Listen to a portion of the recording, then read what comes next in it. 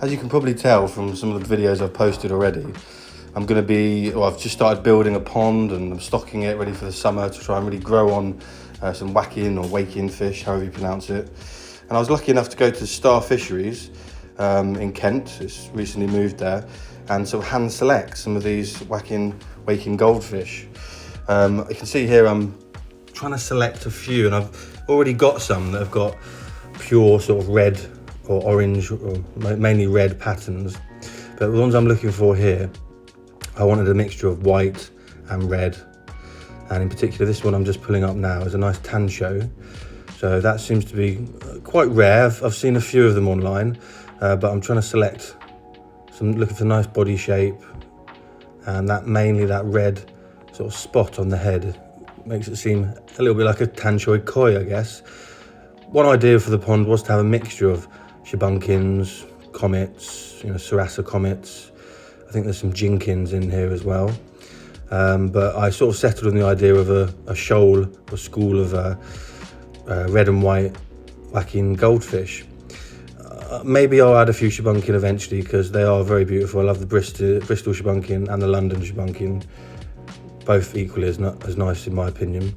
So here I'm sort of bringing up a few more fish. We can see we've got some nice Bristol shibunkin there with their longer tails, and I think there might be a London there as well, but definitely got a Wakin goldfish.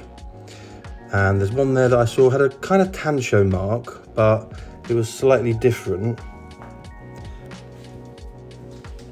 So this fish, I thought I'd bowl it up as well. It's got the kind of tancho markings, but it's also got these nice red lips, a little bit of black on its tail. I think that's called Coochie Benny when it's got those red lips. So I thought that was just an interesting one, slightly different to having just a red tancho mark. See how that develops really, because the red might not stay, you never know. So here's me just having another look around. There's a few black Wakin in there as well, and some of them are quite hard to sort of fish out. I feel like it was maybe end of the season, because there wasn't many red and white, and I'd been before once and seen a similar variety, similar kind of fish in there. But there's a really good selection. Putting up one now. So this one, I believe, had a very interesting pattern. I'd seen it before on another visit to Star Fisheries.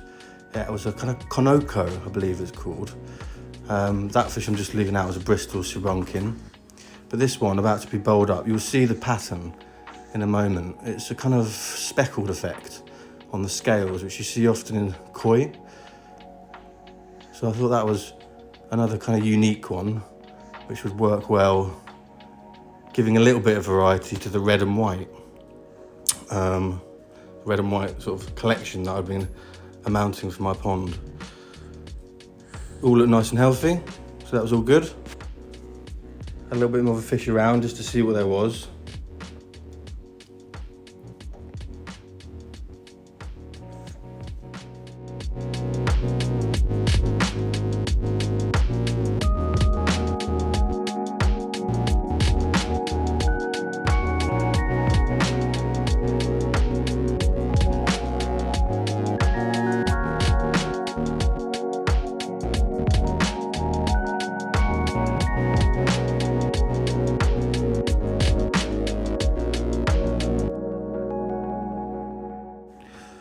After a bit more fishing around, you can see I actually managed to find this lovely jinkin with quite good markings around the tail and the fins. I believe they're sort of 7-point marking is what they should have.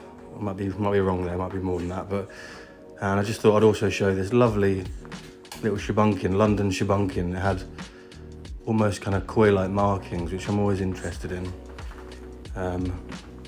So that looked good, and these are the ones I sort of bowled up. I was thinking about getting some of the darker ones, which sort of had slightly longer tails.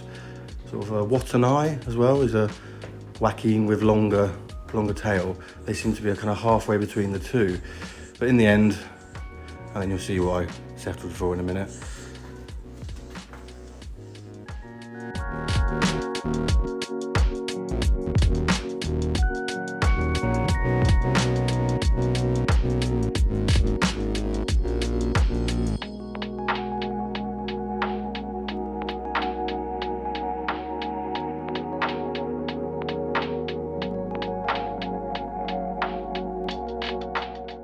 After a bit of a journey home, managed to get the bag, and this is the pond that I built in a previous video. Just made of sleepers really, reclaimed sleepers that I found. I wanted to do things cost-effective way as possible. Managed to get these from where I work actually, just jet washed them down. And I can see me sort of lifting off the net. Got a neighbour's cat, loves to sit and watch the pond. And just give them really the fish, wanted to acclimate them slightly. I don't really tend to do a whole drip acclimate, which I used to do for my marine tank. Just wanted to get them in there really, temperature acclimated. So grabbed the bag. I managed to lay some new sleepers around the side of this pond. Do some more work on it this summer. Not a big garden, but I wanted to make the most of it. And you can see what fish I ended up with. I did settle on those 3 red and white. They were slightly different, and I say settle on them, I was really happy with them. I didn't want to go for the dark coloured ones because I thought they would just be, well, it wasn't in keeping. I love the idea of a big group of healthy red and white Wakin. So I start to show them off here a little bit. We'll see them already, but get them in the water. They've now temperature acclimated, seems to have good body shape.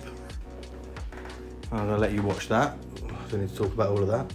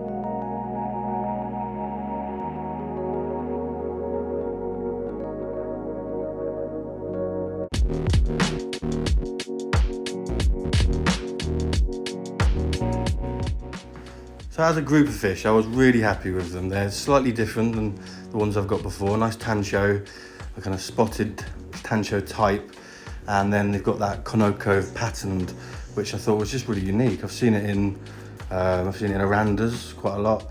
I've seen it in Ranchu, and hadn't seen it really with a Wakin. So there we go. I've got some nice algae growth going on the bottom of my pond as well.